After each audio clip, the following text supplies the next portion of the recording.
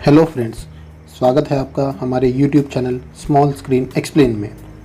और आज मैं एक्सप्लेन करने वाला हूँ Oscar winning actor Leonardo DiCaprio की 2021 में आई मूवी डोंट लुक अप को। पर उसके पहले अगर आप इस चैनल पर नए हैं तो प्लीज़ इसे सब्सक्राइब ज़रूर कर लें और साथ में जो बेल आइकॉन दिख रहा है उसे क्लिक कर दीजिए ताकि आपको ऐसे ही इंटरटेनिंग वीडियोज़ की अपडेट मिलती रहे। तो friends, don't look up movie एक साईफाई ड्रामा कॉमेडी मूवी है। यह मूवी दो अंडररेटेड एस्ट्रोनॉमी जीनियस के ऊपर बेस्ड है जो अपने सिटीजन्स और मीडिया को अर्थ पर आने वाले अब तक के सबसे बड़े खतरे एक कॉमेट के बारे में बताती है, पर कैसे उनकी बातों को सीरियसली ना लेकर उनका मजाक उड़ाया जाता है और कैसे यह दुनिया की सबसे बड़ी गलती साबित होती है। इस मूवी का एंड बहुत ही अनएक्सपेक्टेड है। So friends, let's begin the show. Movie की शुरुआत में हमें एक एस्ट्रोनॉमी पीएचडी स्टूडेंट केट को दिखाया जाता है जो कि अपने कंप्यूटर स्क्रीन पर स्पेस स्टार्स का ऑब्जर्वेशन कर रही थी। ऑब्जर्वेशन करते हुए उसे स्पेस में एक अननोन मूविंग ऑब्जेक्ट दिखाई देता है जो कि अपने सोलर सिस्टम में ट्रैवल कर रहा होता है। गौर से देखने पर उसे यह एक कॉमेट लगता है और अपने इसी डिस्कवरी को कंफर्म करने के लिए वह अपने कॉलेज प्रोफेसर मिंडी को बुलवाती है। नेक्स्ट सीन में हमें प्रोफेसर मिंडी को दिखाया जाता है। थोड़ी देर बाद उस ऑब्जेक्ट का ऑब्जर्वेशन करने के बाद वो भी यह कंफर्म कर लेते हैं कि यह एक बहुत ही बड़ा कॉमेट है, डायनासोर्स की प्रजाति को नष्ट करने वाले कॉमेट से भी बड़ा, लगभग 7 से 8 किलोमीटर बड़ा कॉमेट। इस डिस्कवरी से केट और प्रोफेसर काफ़ी खुश हो जाते हैं और दोनों सेलिब्रेट करने लगते हैं। प्रोफेसर ने तो इस कॉमेट को केट का नाम भी दे दिया था। अब प्रोफेसर उस कॉमेट के स्पेस कोऑर्डिनेट से अर्थ से उसकी दूरी का पता लगा रहे होते हैं। कैलकुलेशन करते हुए उन्हें यह पता चलता है कि यह कॉमेट सीधा अर्थ की ओर बढ़ रहा है और कुछ ही महीनों में यह अर्थ से हिट करेगा। अब इस कैलकुलेशन से तो इन दोनों के होश उड़ जाते हैं। वो लोग बार बार कैलकुलेशन करते हैं पर हर बार यही नतीजे मिलते हैं। अब उनकी खुशी डर में बदल जाती है। नेक्स्ट सीन में हम प्रोफेसर को नासा में फ़ोन लगाकर उन्हें इस कॉमेट की डिटेल्स देते हुए देखते हैं। डिटेल्स कंफर्म करने के बाद केट और प्रोफेसर को एक स्पेशल मिलिट्री प्लेन से व्हाइट हाउस बुलाया जाता है। यहाँ प्रोफेसर और केट दोनों कंफ्यूज हो जाते हैं कि इतने बड़े खतरे का पता चलने के बाद भी कोई एक्शन लेने के बदले उन्हें व्हाइट हाउस क्यों बुलाया जा रहा है। नेक्स्ट सीन में प्रोफेसर और केट इन दोनों की मुलाकात नासा के किसी प्लानिटरी डिफेंस कोऑर्डिनेशन ऑफिस के एक्स हेड डॉक्टर ओगलथॉर्प से होती है। आगे ये तीनों व्हाइट हाउस में मिलिट्री के एक जनरल से मिलते हैं जो कि प्रेसिडेंट के साथ होने वाली मीटिंग में इनके साथ रहने वाले होते हैं। नेक्स्ट सीन में हम देखते हैं प्रेसिडेंट अपने एक पर्सनल केस में उलझी हुई होती है, इसीलिए वो इन सब से बाहर वेट करवाती है। वेट करते करते बहुत देर हो जाती है और अब प्रोफेसर और केट दोनों परेशान हो जाते हैं कि दुनिया का विनाश करने की ताकत रखने वाले इस कॉमेट की न्यूज़ से भी ज़्यादा प्रेसिडेंट को अपने पर्सनल लाइफ की इश्यूज़ की ज़्यादा परवाह है। थोड़ी देर बाद वह मिलिट्री जनरल इन सब के लिए स्नैक्स लेकर आता है और कहता है कि इन्होंने तो यहाँ लूट मचा रखी है, एक एक आइटम के यहाँ पर $10 का है। और ऐसा कहकर वो इन तीनों से पैसे लेता है। और कुछ देर बाद मैडम प्रेसिडेंट अपने स्टाफ का बर्थडे सेलिब्रेट कर रही होती है और बहुत देर होने की वजह से वो जनरल भी अब वहाँ से निकल जाता है। केट यह सब देखकर वाकई परेशान हो जाती है कि यह लोग इतनी सीरियस न्यूज़ को भी इतना लाइटली कैसे ले सकते हैं। फिर केट स्नैक्स और पानी की बोतल लेने कैंटीन जाती है जहाँ उसे पता चलता है कि व्हाइट हाउस में खाना फ्री मिलता है, यहाँ किसी भी चीज़ के पैसे नहीं लगते। यह सुनकर केट बहुत हैरान हो जाती है कि एक मिलिट्री जनरल ने उनसे फ्री के स्नैक्स के पैसे लिए। यह बात वो आकर प्रोफेसर और डॉक्टर को बताती है। सभी लोग उस जनरल के इस वियर्ड बिहेवियर के बारे में बात कर ही रहे थे कि तभी प्रेसिडेंट का चीफ ऑफ स्टाफ आकर उनसे कहता है कि प्रेसिडेंट अभी बिज़ी होने की वजह से उनसे नहीं मिल सकती और वो उनसे कल मिलेंगी। अब ये तीनों काफ़ी डिसअपॉइंट हो जाते हैं और रात बिताने के लिए एक होटल चले जाते हैं। नेक्स्ट डे वो तीनों प्रेसिडेंट से मिलते हैं, जहाँ उनके साथ उनका कुछ स्टाफ होता है। यहाँ प्रोफेसर उन सभी को कॉमेट की डिटेल्स देकर उससे होने वाली तबाही के बारे में बताने लगते हैं। दोस्तों, यहाँ हम देखते हैं कि प्रेसिडेंट एक बहुत ही लापरवाह और मजाकिया लेडी होती है। प्रेसिडेंट और उनका स्टाफ इस कॉमेट की डिस्कवरी का मजाक उड़ाने लगते हैं। प्रेसिडेंट कहती है कि कुछ ही हफ्तों बाद इलेक्शंस है और अभी बहुत बिजी है, इसीलिए कुछ दिनों तक यह केस नासा और अन्य स्पेस एजेंसियों को हैंडल करने के बाद वो कुछ डिसीजन लेंगी। तब तक वो सबको शांति से बैठे रहने की सलाह देती है और साथ ही यह बात बाहर लीक ना करने की हिदायत भी देती है। प्रेसिडेंट से डिसअपॉइंट होकर यह तीनों बाहर आ जाते हैं, पर क्योंकि अगर वक्त रहते इस कॉमेट का कुछ सोल्यूशन नहीं निकाला गया तो सारी दुनिया तबाह हो सकती थी। इसीलिए केट यह फैसला करती है कि वह यह बात अपने देश के लोगों तक पहुंचाएगी और वो अपने एक दोस्त की मदद से एक बड़े नेशनल न्यूज़ एजेंसी से कांटेक्ट करके उन्हें इस कॉमेट के खतरे के बारे में बताती है और साथ ही प्रेसिडेंट के केयरलेस बिहेवियर के बारे में भी बताती है। यह सुनकर वो केट और प्रोफेसर को अपने शो पर आने की परमिशन दे देते हैं और उन दोनों का मेकओवर करके उन्हें कुछ मीडिया ट्रेनिंग भी देते हैं। अब नेक्स्ट सीन में हम केट और प्रोफेसर को एक न्यूज़ स्टूडियो में देखते हैं, जहां उनका इंटरव्यू होने वाला था। यहाँ पर दो एंकर्स होते हैं जो कि एक लेडी सिंगर का इंटरव्यू ले रहे थे, जिसका अभी अभी ब्रेकअप हुआ था। यहाँ पर वो दोनों एंकर्स उस सिंगर की सिली और फनी क्वेश्चंस पूछने लगते हैं, जिस पर वो सिंगर भी ओवर एक्टिंग करके इमोशनल ड्रामा करने लगती है। और अब ये दोनों एंकर्स उस सिंगर के बॉयफ्रेंड को वीडियो कॉल पर लेकर उन दोनों का पैचअप करवाते हैं और व्यूअर्स को ऐसा फील करवाते हैं जैसे कि उन्होंने कोई बहुत बड़ा नेशनल इशू सॉल्व कर दिया हो। यह सब देखकर केट और प्रोफेसर को यकीन नहीं हो रहा था कि ये सब उनके साथ हो रहा है। इतनी सीरियस न्यूज़ की अपने लाइफ की परवाह किसी को नहीं है। फिर कुछ देर बाद उनका इंटरव्यू स्टार्ट होता है और प्रोफेसर उस कॉमेट की सारी डिटेल्स बताने लगते हैं कि कैसे वक्त रहते अगर कोई कदम नहीं उठाया गया तो सारी दुनिया ख़त्म हो जाएगी।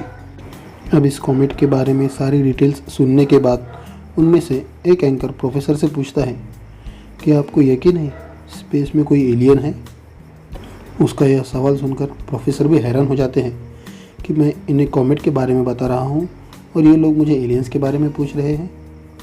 खैर, उसकी बातों को साइडवेज करके इनका डिस्कशन आगे बढ़ने लगता है। यहाँ पर दोनों ही एंकर्स सभी सीरियस बातों को बहुत ही फनी अंदाज में डिस्क्राइब कर रहे होते हैं और अब वो केट और प्रोफेसर से भी बहुत ही सिली क्वेश्चंस करने लगते हैं, जैसे कि क्या यह कॉमेट इतना बड़ा है कि इससे किसी का घर टूट जाए, और अगर ऐसा हो सकता है तो मेरी बीवी के घर पर मुझे यह कॉमेट गिराना है क्योंकि मेरा उससे अब डाइवोर्स हो चुका है। अब उनकी बेतुकी बातें सुनकर केट उन एंकर्स पर भड़क जाती है और उन्हें काफ़ी खरी खोटी सुनाने लगती है और गुस्से में वहाँ से निकल जाती है। पर प्रोफेसर वही बैठे होते हैं और वो उन एंकर्स से बातें करते हैं और वो दोनों एंकर्स भी थोड़ा सीरियसली बातों को समझने लगते हैं। नेक्स्ट सीन में उस चैनल के ओनर्स केट और प्रोफेसर को उनके इंटरव्यू के समय चैनल की टीआरपी का चार्ट बताते हैं, जहां इंटरव्यू के समय उनकी बातों के समय टीआरपी काफ़ी लो थी, पर जब केट एंकर्स पर भड़की तब टीआरपी काफ़ी हाई हो गई थी। और अब तो सोशल मीडिया पर केट के बहुत ही फ़नी मेमेज़ बनने लगे थे और बहुत ही वायरल होने लगे थे। जहां सभी लोग केट का मजाक उड़ा रहे थे, वही काफ़ी लोग प्रोफेसर को एडमायर भी कर रहे थे। केट और प्रोफेसर सोशल मीडिया पर अब काफ़ी पॉपुलर हो चुके थे। अपनी इंसल्ट को देखकर केट काफ़ी नाराज़ हो जाती है और अब वह अपने अपने घर चले जाते हैं। दूसरे दिन FBI केट, प्रोफेसर और डॉक्टर इन तीनों को अरेस्ट कर लेती है नेशनल सीक्रेट न्यूज़ लीक करने के जुर्म में। अब इन तीनों को व्हाइट हाउस लाया जाता है और प्रेसिडेंट अब उनसे बात करती है कि वो इस कॉमेट को डिस्ट्रॉय करने की तैयारी कर रही है और इस प्रोजेक्ट के लिए उन्हें प्रोफेसर की मदद चाहिए होती है। यह सुनकर केट प्रेसिडेंट से कहती है कि अब यह बात मीडिया में आ गई है और सभी लोगों को इसके बारे में पता चल चुका है। इसीलिए इलेक्शन कैंपेन में इसका फ़ायदा उठाने के लिए प्रेसिडेंट ने उन्हें यहाँ बुलाया है। कीट की इस बात को हंसी में उड़ाकर प्रेसिडेंट अब आगे के मिशन की तैयारी बताने लगती है। प्रोफेसर डॉक्टर नासा की मदद से वो लोग कॉमेट को डिस्ट्रॉय करने के लिए स्पेस में बहुत से रॉकेट्स भेजने की तैयारी करते हैं। अब तक सभी लोगों को इस कॉमेट के बारे में पता चल चुका था और सभी लोग इस कॉमेट की डिस्ट्रॉय होने का रास्ता देख रहे थे। फिर रॉकेट लॉन्च का दिन आता है और यहाँ पर प्रेसिडेंट एक बहुत बड़ा शो, एक इवेंट ऑर्गेनाइज करती है, ऑब्वियसली उनके इलेक्शन कैंप के लिए। अब सारे रॉकेट एक साथ उस कॉमेट को डिस्ट्रॉय करने के लिए निकल पड़ते हैं। केट और प्रोफेसर यह देखकर काफ़ी खुश हो जाते हैं कि फाइनली उनकी मेहनत रंग लाई है। अब सभी रॉकेट्स स्पेस में जा ही रहे थे कि तभी वो रॉकेट्स यू टर्न लेकर फिर से ज़मीन पर पैराशूट के सहारे उतरने लगते हैं। यह देखकर वहाँ खड़े सभी लोग परेशान हो जाते हैं। केट और प्रोफेसर को भी कुछ समझ में नहीं आता, इसीलिए वो प्रेसिडेंट के पास जाकर उन रॉकेट्स के वापस आने की वजह पूछते हैं। तब प्रेसिडेंट एक सीक्रेट मीटिंग अरेंज करती है और उसमें बताती है कि उनके एक बिजनेसमैन फ्रेंड की कंपनी ने यह दावा किया है कि इस कॉमेट पर लगभग लाखों से करोड़ों रुपयों के मिनरल्स और कुछ बहुत ही एक्सपेंसिव ऑब्जेक्ट्स मौजूद है।